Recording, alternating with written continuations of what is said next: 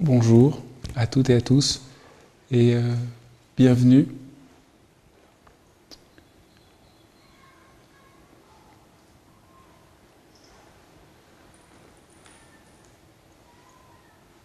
Je me suis dit que pour commencer ce programme, et je sais que vous avez fait, pour la plupart d'entre vous, une longue route aujourd'hui, donc je vais essayer d'être bref. Je me suis dit que pour introduire ce programme, ce serait bien de vous dire un peu d'où je vous parle. J'ai commencé à méditer en 1989 dans un appartement où des gens ouvraient leur maison pour introduire la pratique de la méditation. Et ce qui m'a touché dès le premier moment, c'est le don de cette pratique, de la méditation. Et le cœur de ce programme sera cette transmission de ce qu'est la pratique de la méditation.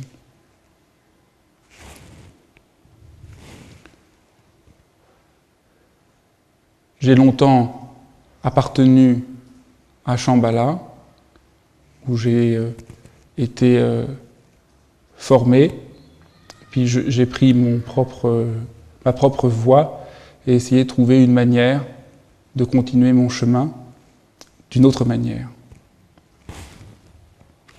Puis j'enseigne dans différents endroits, aujourd'hui comme différents centres, comme ici aussi à l'Université bouddhique européenne. J'ai eu différents maîtres de méditation dans la tradition tibétaine, mais ma connexion et le lien, et ce à partir d'où je vais vous parler, c'est principalement à partir de la parole, de la vision, de l'enseignement d'un homme qui s'appelle Shogam Trungpa. Le nom a l'air un peu compliqué à prononcer, mais ce qu'était l'homme était d'une très grande simplicité qui dépasse les inscriptions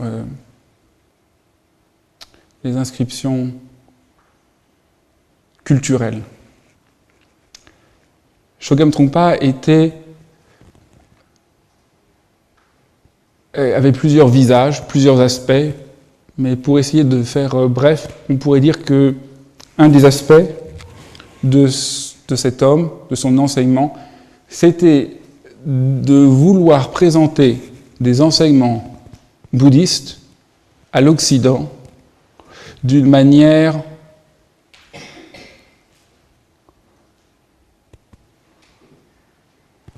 qui tente d'aller au cœur le plus profond, le plus subtil, le plus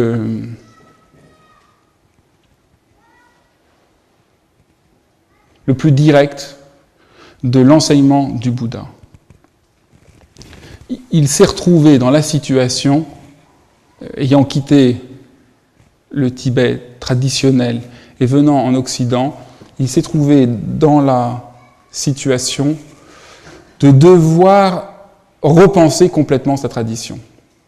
Il ne pouvait pas juste présenter les choses comme on le faisait habituellement, mais il a senti que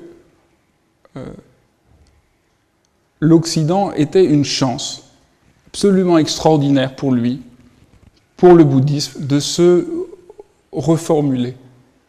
Pourquoi ? Parce que quand on emmène une tradition dans un autre monde, tout ce qui semblait évident ne l'est plus.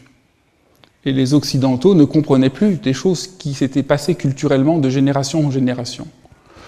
Et dans la tradition tibétaine, il y avait un certain nombre de choses qui n'avaient plus rien à voir avec la tradition spirituelle, mais qui étaient un ensemble d'habitudes, de pensées, d'habitudes culturelles. Mais en Occident, ces habitudes ne vont plus du tout de soi.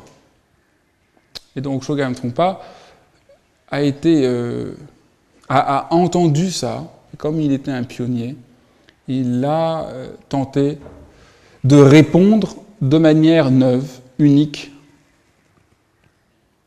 à ce défi, et d'essayer d'oublier, entre guillemets, le côté culturel, exotique, religieux du bouddhisme, pour essayer d'en présenter quelque chose comme quelque chose d'initial, de revenir à l'initial de ce qu'est la parole bouddhiste. On pourrait dire, le Bouddha n'était pas bouddhiste, il était le Bouddha. Et au bout d'un moment, le bouddhisme prend le pas sur ce qu'est le Bouddha. Et à un moment, il est temps peut-être d'oublier le isme et de revenir à l'expérience directe du Bouddha.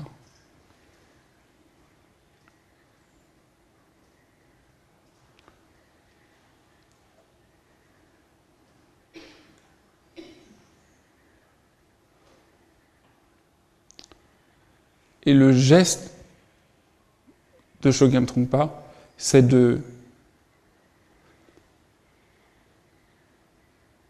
décider de ne pas adapter le bouddhisme pour répondre aux désirs des Occidentaux, mais de prendre profit, bénéfice de la situation, d'être dans un autre monde, un autre temps, une autre culture, pour présenter